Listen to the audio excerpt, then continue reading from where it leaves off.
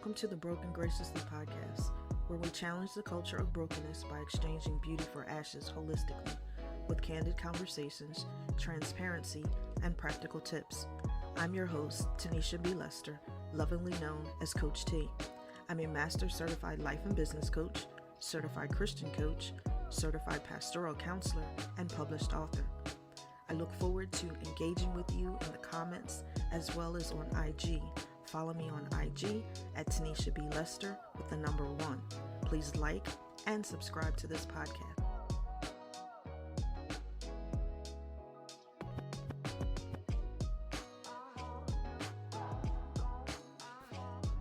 Welcome to the first episode of Broken Graciously. So what's it all about? Let's talk. So when we think about broken things, we always think about things with a negative connotation. We think about broken people, we think about broken issues, we think about anything that we think about that's broken, we think of it from a negative perspective. But with this podcast, I want to change the perspective of how we look at things that are broken. I want to challenge your thought process, and I want to challenge the culture of broken things. Because when I think about something being broken, I think about multiplication. I think about a story in the Bible where there were 5 loaves of bread and 2 fish. And Jesus literally had to feed 5,000 plus people. But had he not broken the bread that was there and broken the fish that was there, it was not possible for him to feed that many people with that little provision. So with that same context, let's look at broken people. Had broken people not gone through the issues, the problems, the situations, any of the things that they've been exposed to, any of the things that they've had to endure and overcome, had it not been for any of those things, how would they have the ability to show, tell, or illustrate that it is possible to go through all of these things and still come out on top and come out victorious at the end? So that's the context that I want to challenge. And I want to look at things from that perspective, having candid conversations about my own experiences, candid conversations with others as they come in as guests, and be able to give practicality to any of those situations for someone that may be going through that in this very moment, or someone that maybe come across this podcast and find that that is the very spot that you're in. So having said all of that, having given context for what this particular podcast is all about, I want to jump into the first topic, and I'm going to use myself, the first topic, because I think it's important for you to get to know me as a host, to get to know me, my personality, what I've gone through, validity of the story, like all of the questions you may have, right? So, again, I already told you my name. I'm Coach T. That's what I'm affectionately known as. And I came to be a life coach because I found that I was already doing it, but I didn't have a word for it. Like where I came from, like we didn't talk about life coaches. Like being a life coach wasn't even a thing. But when I moved to Georgia, like the topic came up. I'm like, what is a life coach? Like, what is that? So when I was given context for it, it was like, yeah, that's what I've already been doing. Like giving people advice, or, people bouncing ideas off of me in life and in business. So I decided to go ahead and just apply for it, do certification for it, all of the things. Because I think for me, it's important to have knowledge behind something that you're doing. That's just my perspective. Now, I will say this as a disclaimer. Going to a life coach does not substitute the need for counseling. I myself personally, I have a coach and a counselor. I believe having a coach and a counselor is important because a counselor, number one, is going to take you through the past experiences, help you excavate those experiences so that you can understand where you were, what happened, and you can be able to move forward. Now, as a coach, I would come in and I help you to look at your present and where you're going in your future. Together, that gives you a complete picture of who you are, where you were, and where you're trying to go. And I think that's important for anyone at any level. And that's what I've experienced, and that's what I offer. So, back to the story. Just for context sake, I'm not going to get into the whole deep portion of the story, not on this episode. But just for context, I know in this moment what I didn't know prior. I know that there's possibility in moving forward. A lot of times we go through things, and number one, we think that it's just us, right? No one else could possibly be going through any of these things that I'm experiencing right now. You feel solitary in whatever it is that you're experiencing. When that's not the case, not that whether we share our stories or not. I think a lot of times we don't share our stories because number one, there's shame that comes with it. There's guilt that comes with it. And we don't look at it from a different perspective, right? So if we go back to just the broken graciously portion of it, broken in whatever it is that we're dealing with, but the gracious part comes in when we need to give ourselves grace and we need to be gracious towards others, because our brokenness can help not only ourselves, but it can help someone else. And that's where I think the breakdown comes in a lot of times culturally, that we don't want to share our stories because we're afraid of what people are going to think. We're afraid of how people are going to perceive us, how people are going to interact with us, right? And, true to form, that you will have some people that are going to treat you differently because of what you've gone through. When I think about just my life, having been a single mother and being the product of a single mother, like it was a lot of stigmatism with that, especially back in the 70s when I was born.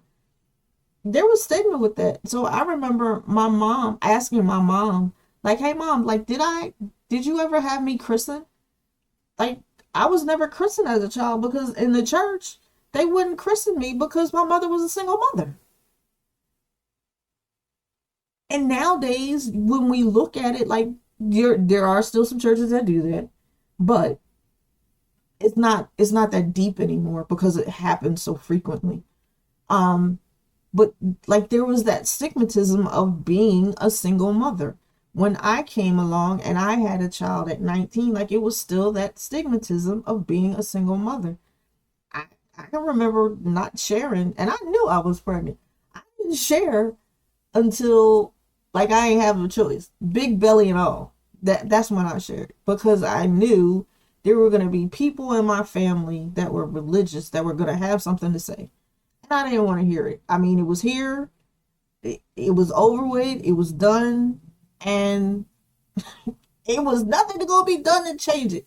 So, but there's that stigmatism. So again, I just want to be able to give voice to all of these things. And those are the type of conversations we're going to have.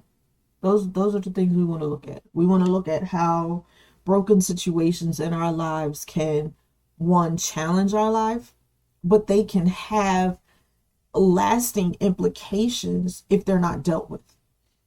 And I think sometimes because, again, we think that we're singular in those endeavors, in those problems and issues, we don't think about telling so that we can, one, show someone else how they can either circumvent that type of situation, or two, how they can come through it.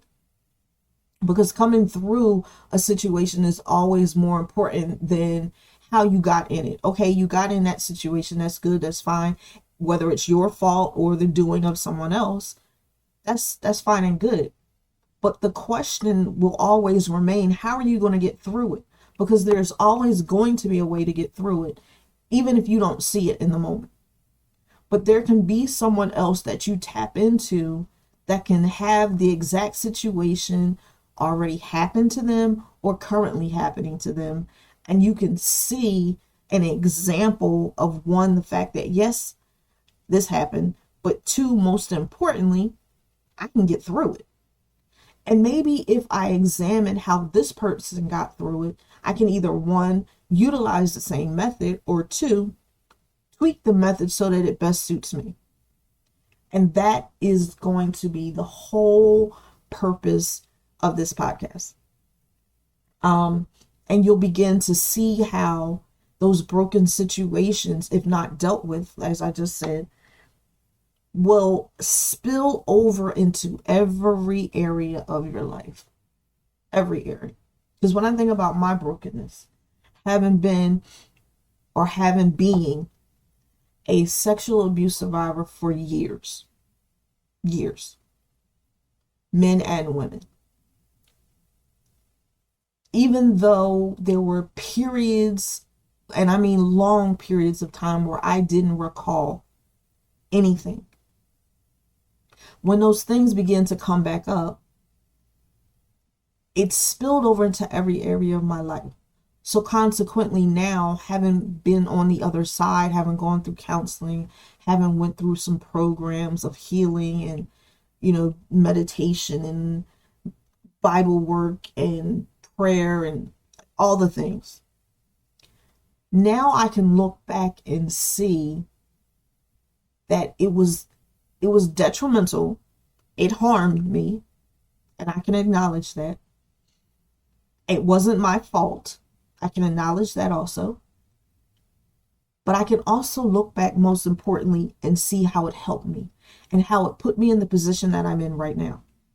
How it gave me a story, how it allowed me to be able to speak to some other women who've gone through it and felt lonely and felt that it was their fault and couldn't understand why. Yes, I questioned everything. But being on this side, I can now see where that brokenness spilled over. It affected how I parented. It affected how I interacted with other men. It affected how I interacted with other women. It affected my job. It affected my relationship with God. It reflected my relationship with family. Like it literally went over in every area. Like there's not an area I can think of that wasn't affected. Money, like all of the things. And if you can sit back, most often you can't sit back in the moment. In the moment is difficult. And I totally acknowledge that. In the moment is real difficult. But once you come through it, you can sit back and look and see, like, dang, that happened there. It messed with this. It affected that. All of those areas. And you don't feel like you can do anything about it. But what I want to do is empower you to look at it, feel it, think about it, examine it, and see how you can come through. Give you space to reward yourself. Give you space to pat yourself on the back and see how you got through it all. So again, this is the first episode of Broken Graciously, where we're challenging the culture of brokenness on a from a holistic perspective, with candid conversations, transparency, and practical tips. So here's my practical tip for today. Like, comment, and subscribe to this podcast. You don't want to miss what's coming up next.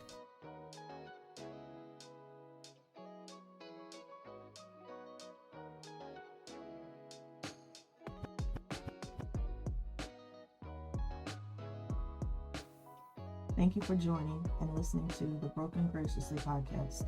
Stay tuned for weekly episodes. Like, comment, and subscribe. And don't forget to follow me on IG at Tanisha B. Lester and the number 1. Blessings.